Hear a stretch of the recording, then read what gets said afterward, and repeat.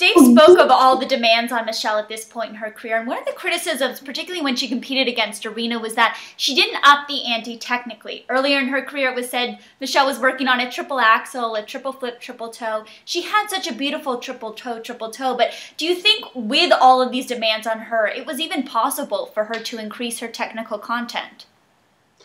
I think that it was a very difficult thing to do, to make that many appearances and to be that much in demand and to have a career like she had that was financially very lucrative, and to go to the rink and just practice these things that require so much time and dedication.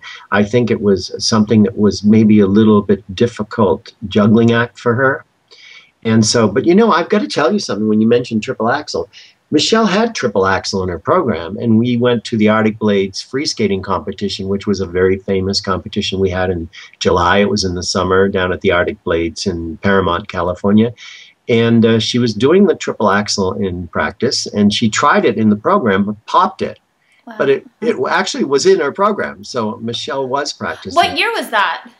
Gosh, I couldn't remember, but it was very early before she became really, really famous. Maybe that year she came second in the junior. She won that competition, so she would be down in the record books whatever year. But it was interesting, you know. So, you know, she was trying it. Certainly something within her grasp, let's put it that way. Interesting. Now, during this time, Irina Slutskaya rose to prominence, and it appeared that politics were really coming into play because Michelle was no longer facing an American or Liu Chen. She was now dealing with the Russian brand of politics. And there was a lot of chatter that Michelle's programs were all the same and that Irina was just improving so much artistically. And we all saw Michelle experiment with new choreographers and styles as you talk about reinvention. Yet her Rush short program that Christopher Dean did, that was such a brilliant program, wasn't well received, and she lost with the Miraculous Mandarin at the Grand Prix final. Her Beatles short program wasn't particularly well received by the judges. Did you feel mixed messages from the judges? Because when she would go back to something like East of Eden, she would have so much success. Well, you know, first of all, I don't think Irina Slutskaya was a very beautiful skater. Neither do I. Me neither. That's three of us.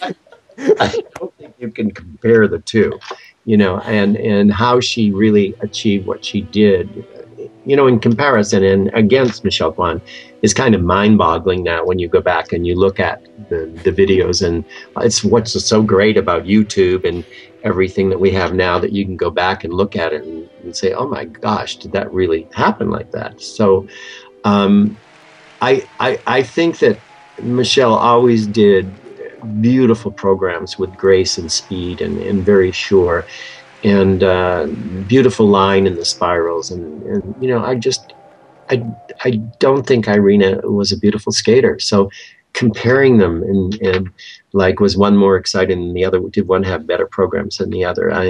You know, Michelle Kwan's skating was Michelle Kwan's skating. So when she got out there to skate, you were going to see Michelle Kwan. So sometimes, you know, you'd seen it for 10 years. Well, you suddenly weren't going to, you know, see Ashley Wagner out there. You know what I mean? It wasn't going to be an entirely new, different person. You were going to see Michelle Kwan. So, you know, maybe that's, the judges had seen it and seen it and seen it. Well, they were going to see it again because it was the best, as far as I'm concerned.